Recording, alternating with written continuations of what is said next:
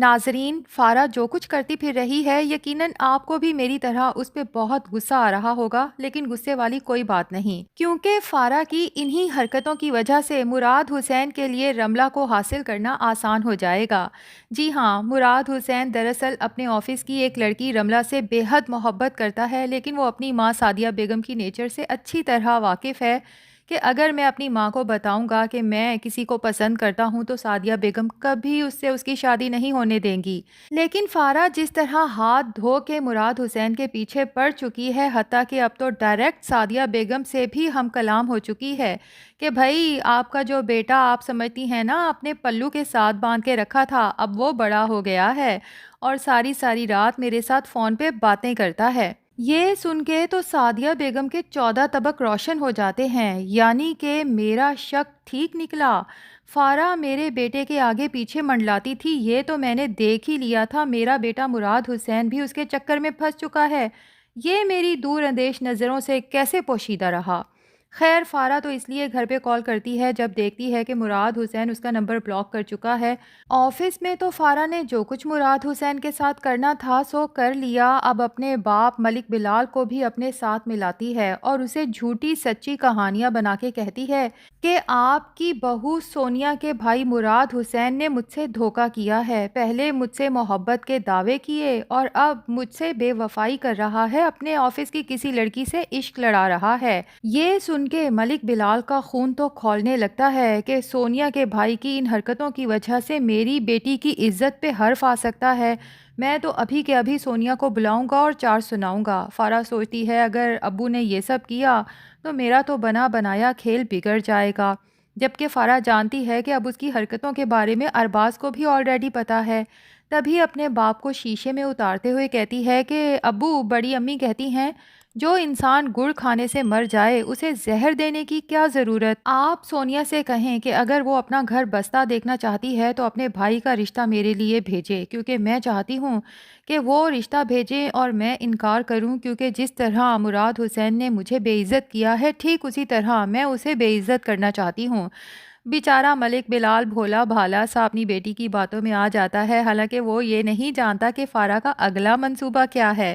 وہ سوچتی ہے کہ جب میرا باپ فورس کرے گا تو ظاہر ہے سونیا اپنی ماں کو فورس کرے گی اور یوں سعدیہ بیگم کو اپنی بیٹی کا گھر بچانے کے لیے اپنے بیٹے کا رشتہ لانا ہی پڑے گا، اور جب وہ رشتہ لے آئیں گے تو میں سب کے سامنے ہاں کر دوں گی اور اپنے باپ سے کہوں گی کہ ابو، اب جب کہ میں مراد حسین کے ساتھ بدنام ہو ہی چکی ہوں اور آپ نے کہیں نہ کہیں تو میری شادی کرنی ہی ہے، تو میں سوچ رہی ہوں کہ کیوں نہ مراد حسین کے ساتھ ہی شادی کر لوں، اور یہ سب میں آپ کی عزت بچانے کے لیے کر رہی ہوں۔ فارا ایک تیر سے دو شکار کرنے کا پلان کر رہی ہے، لیکن فارا میڈم، آپ کا ایک بھی تیر چلنے والا نہیں ہے،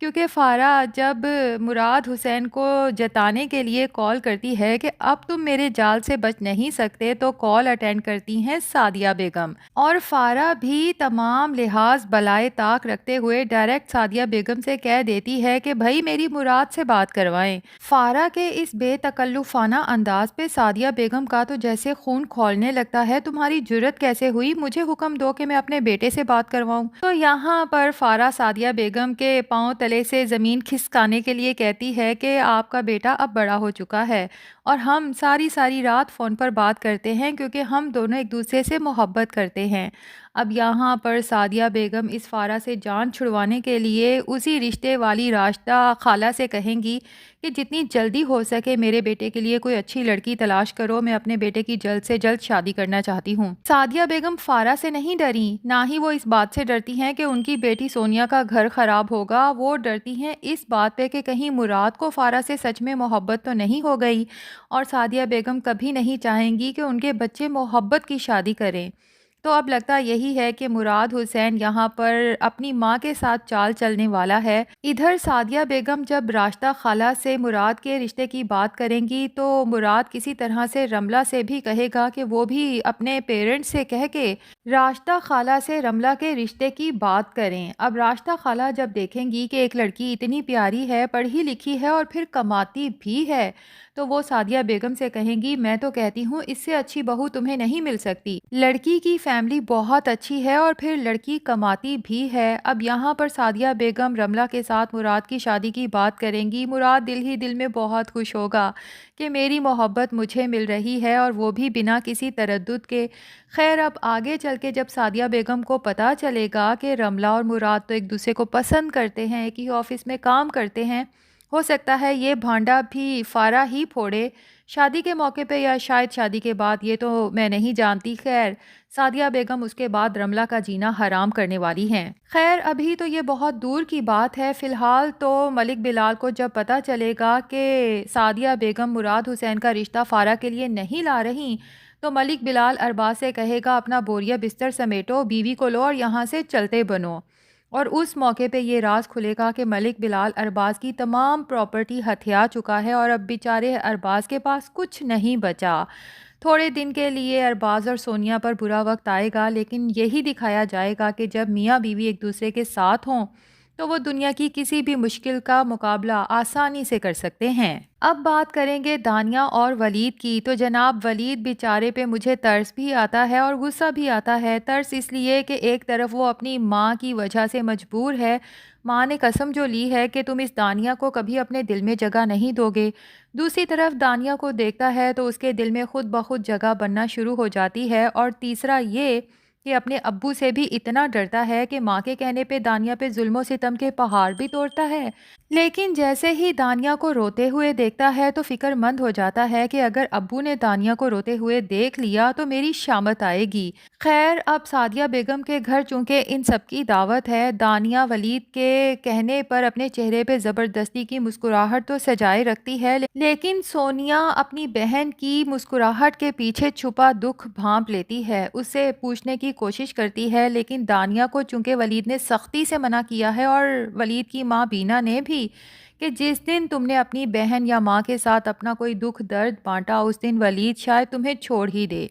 تو دانیہ اپنی بہن سے کچھ نہیں کہتی۔ البتہ ناظرین یہاں پر مجھے لگتا ہے کہ چونکہ بینا نے ولید سے کہا تھا کہ چونکہ سونیا کا شوہر ارباز بھی تمہارا دوست ہے تو تم ارباز کو بھی اپنی باتوں میں لو تاکہ وہ بھی سونیا پر ظلم کرے جس طرح سے تم دانیہ پر کر رہے ہو،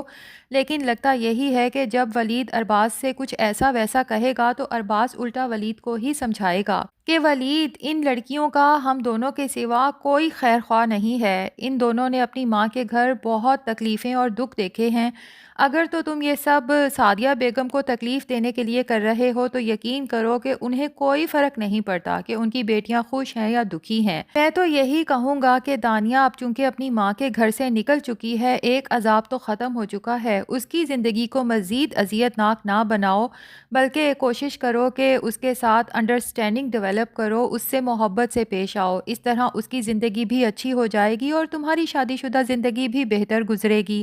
تو ناظرین یہ تو ہمیں پتہ ہے کہ ایٹ دا اینڈ ولید کے دل میں دانیہ نے جگہ تو بنانی ہے، البتہ بینا کو یہ بات کب ریئلائز ہوگی کہ دانیہ پر ظلم کرنے سے سعدیہ بیگم سے وہ بدلہ نہیں لے سکتی، یہ ہمیں آگے جا کے پتہ چلے گا۔ ویسے ناظرین یہ بات تو آپ نے نوٹ کی ہی ہوگی کہ اس ڈرامے میں 4 بلکہ 5 نیگیٹو کریکٹر ہیں، فارا، اس کا باپ ملک بلال، ولید، اس کی ماں بینا اور سعدیہ بیگم۔ لیکن آپ کو ان سب میں سے سب سے زیادہ غصہ کس پہ آتا ہے کمنٹس میں ضرور بتائیے گا۔ ریویو پسند آیا ہے تو ویڈیو کو لائک اور چینل کو سبسکرائب بھی کر دیں۔